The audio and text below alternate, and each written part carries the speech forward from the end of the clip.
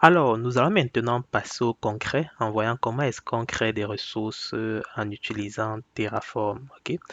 Vous devez savoir que Terraform utilise le langage HCL pour la définition des ressources. Donc, HCL tout simplement pour HCOP Configuration Language. Euh, L'objectif principal de Terraform sera de vous permettre de déclarer vos ressources, ok, qui vont représenter tout simplement les éléments que vous aimeriez avoir dans votre infrastructure et ensuite appliquer pour créer les ressources ou configurer les ressources en question. Donc, on va utiliser le langage ACL qui est quand même facile à prendre en main et qui va permettre à une certaine flexibilité de définir nos ressources. La première chose qui sera à faire lorsqu'on veut se lancer, ce sera de créer un répertoire qui aura une certaine structure. Alors, la structure qu'on a à l'écran, c'est vraiment la structure de base lorsqu'on essaye de débuter. Ok, lorsqu'on va être beaucoup plus complexe, il y aura potentiellement d'autres structures qu'on pourra utiliser. Mais ça, c'est la structure de base que je vais recommander lorsqu'on démarre avec Terraform. Alors, dans notre répertoire, on va se retrouver en train de créer quatre fichiers, autant pour moi. Et chaque fichier aura l'extension .tf pour Terraform. On aura un premier fichier main.tf. C'est dans ce fichier-là qui est vraiment le cœur de ce que nous allons faire. Et c'est dans ce fichier que nous allons beaucoup travailler. C'est là qu'on aura la définition de nos ressources, tout simplement. OK? Mais pour que ce fichier soit un peu plus léger, on aura besoin d'autres fichiers qu'on va dire satellites qui seront utilisés. On aura un fichier provider.tf qui va contenir la définition des fournisseurs. Donc, si on est dans Microsoft Azure, on a le fournisseur Azure RM. On a également d'autres fournisseurs, par exemple, pour appeler Microsoft Entra ID, etc. Donc, si on communique avec toutes ces API, on va avoir tout simplement la définition des fournisseurs avec les versions en question dans le fichier provider.tf. On a un fichier variable.tf pour les variables principales. Donc, le nom de nos ressources, la zone géographique où on voudrait que la ressource soit déployée, etc. On aura un fichier output.tf qu'on peut aussi créer pour définir tout ce qui sera affiché en sortie dans la console. OK? Donc, si en sortie, on veut obtenir l'identifiant de la ressource qui a été déployée dans Terraform, avec le fichier output.tf, on va tout simplement définir cela. Okay. Alors, si on regarde un peu le premier fichier qui va nous intéresser ici, c'est tout simplement le fichier provider.tf. Alors, on a ici à l'écran un exemple du fichier provider.tf qui définit le fournisseur pour utiliser tout simplement Microsoft. Donc, on a un fournisseur pour Microsoft. On a aussi un fournisseur pour utiliser l'API pour générer de façon aléatoire, par exemple, des valeurs. Donc, c'est tout simplement le fournisseur HCOP/random. Et lorsqu'on définit un fournisseur, on doit définir la version. OK, avec le paramètre version. Donc ici, on a un exemple de fournisseur, on a un exemple de fichier terraform.tf qu'on peut utiliser pour la plateforme info nuagique Microsoft Azure.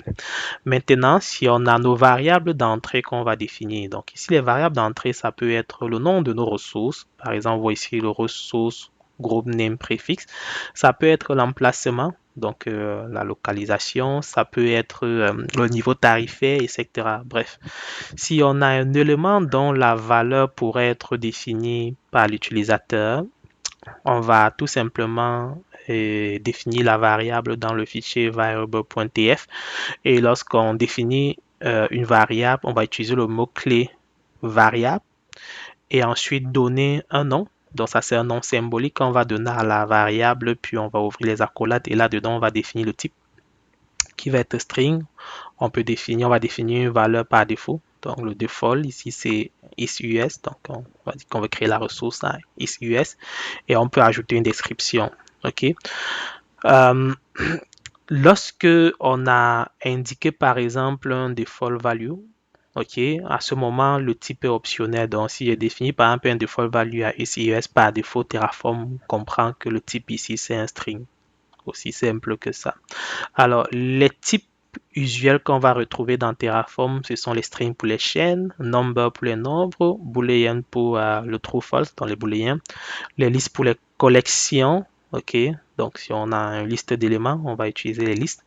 Les maps slash objets, Donc, on a le choix pour un groupe de valeurs identifié par un nom. Donc, ici, c'est un peu plus pour les objets qui sont complexes.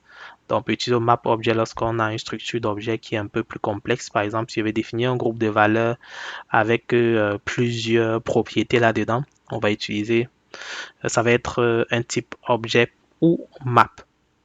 Puis, dans notre fichier output.tf, on va tout simplement retrouver nos variables de sortie. Comment est-ce qu'on déclare nos variables de sortie dans le fichier output.tf? On va utiliser le mot-clé output. Ensuite, on va donner un nom symbolique, par exemple ressource group name. On va ouvrir les accolades et on va affecter, on va définir le value, donc la valeur qui doit être retournée.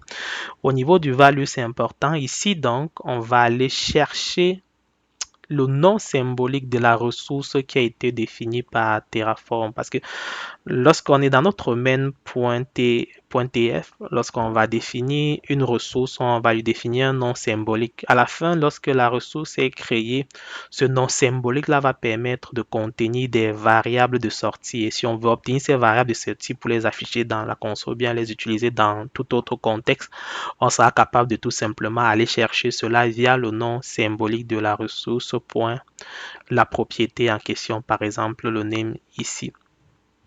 Également, on peut aussi définir les variables locales. Donc, en dehors des variables publiques qu'on a vues, on peut aussi définir des variables locales. Les variables locales, c'est tout simplement les variables où on aura les valeurs qui sont codées en dur dans notre code TF. Ici, c'est un peu comme des constantes. Voilà. Donc, ces variables locales sont un peu définies comme des constantes. Alors, on va tout simplement définir les valeurs. Et pour le faire, on va utiliser le mot-clé local. On va ouvrir les accolades et à l'intérieur, on va définir tout simplement nos différentes variables locales. Alors, vous voyez que pour les variables locales ici, on n'a pas besoin d'ajouter un type, on n'a pas besoin d'ajouter une description parce que les valeurs sont directement codées en dur.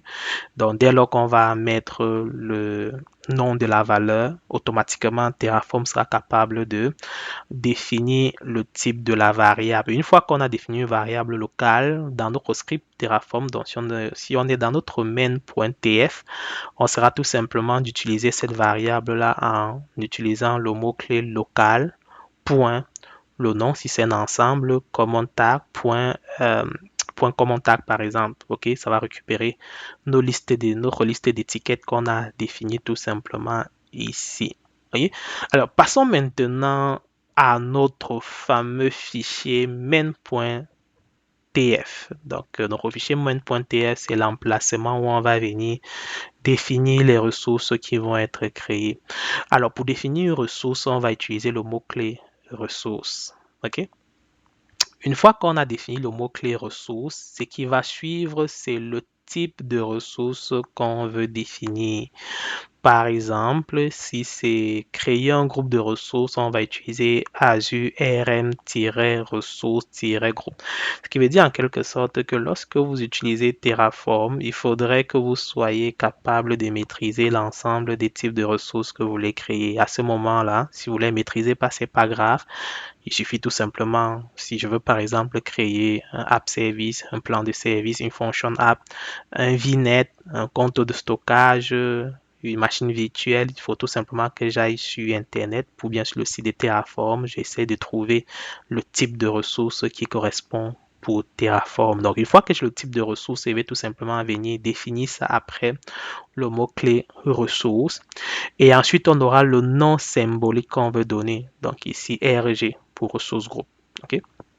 Ce sera tout simplement le nom symbolique que je veux donner. Une fois que je l'ai fait, on va ouvrir les accolades et à l'intérieur, on sera capable de définir les caractéristiques de notre ressource. Pour créer par exemple un nom, un groupe de ressources, il y a deux éléments qui sont obligatoires que je dois fournir au minimum. Donc les autres éléments sont optionnels comme les étiquettes. Donc je dois fournir le nom. OK, comme on voit ici le name. Alors le name, on l'a tout simplement défini en générant un préfixe par défaut. Donc c'est ça qu'on a utiliser la ressource randompet. Le centre de données où on voudrait que la ressource soit créée, dans la région autant pour moi, où on voudrait que la ressource soit créée, qui est tout simplement affectée à la propriété location. Et là, vous voyez qu'on va chercher la valeur dans notre fichier de variable. Donc, pour aller chercher la valeur dans notre fichier de variable, on va définir le var point le nom de notre variable pour obtenir le groupe, le nom de l'emplacement, donc de la location. OK? Alors, une fois qu'on a fait ceci, quand on va faire le Terraform plan, ça va nous dire qu'il va nous créer un groupe de ressources si ce dernier n'existe pas. Et lorsqu'on va faire le apply, il va tout simplement créer notre groupe de ressources. Une fois qu'il a créé, les différentes propriétés de la ressource vont être disponibles dans le nom du type de la ressource, point le nom symbolique. Donc, par exemple, si on veut obtenir l'identifiant de la ressource qui a été créée, on va appeler Azure, dans notre output, on va appeler Azure rm-ressource groupe-groupe.rg.id. Si c'est le nom de la ressource, on va appeler Azure rm-ressource-groupe.rg.name, etc. OK? Donc, c'est un peu comme ça qu'on va travailler. Donc, comme on le voit ici, euh, pour utiliser une variable, on doit tout simplement utiliser le mot-clé var, comme je l'ai expliqué dans le var point, le nom de la variable, tout simplement. Donc, avec ça, on a déjà les bases qu'il faut pour commencer à implémenter notre fichier moine.tf. Alors, en résumé, pour implémenter nos ressources dans Terraform, lorsqu'on va créer notre répertoire, on va faire un Terraform init pour ajouter les dépendances. Puis, on va créer notre fichier provider.tf. On va ajouter nos fournisseurs. Donc, pour Azure, on va utiliser le fournisseur Azure RM pour Ressource Manager. On doit créer notre fichier variable.tf. On va définir nos variables. On va créer notre fichier output.tf. On va définir nos variables de sortie.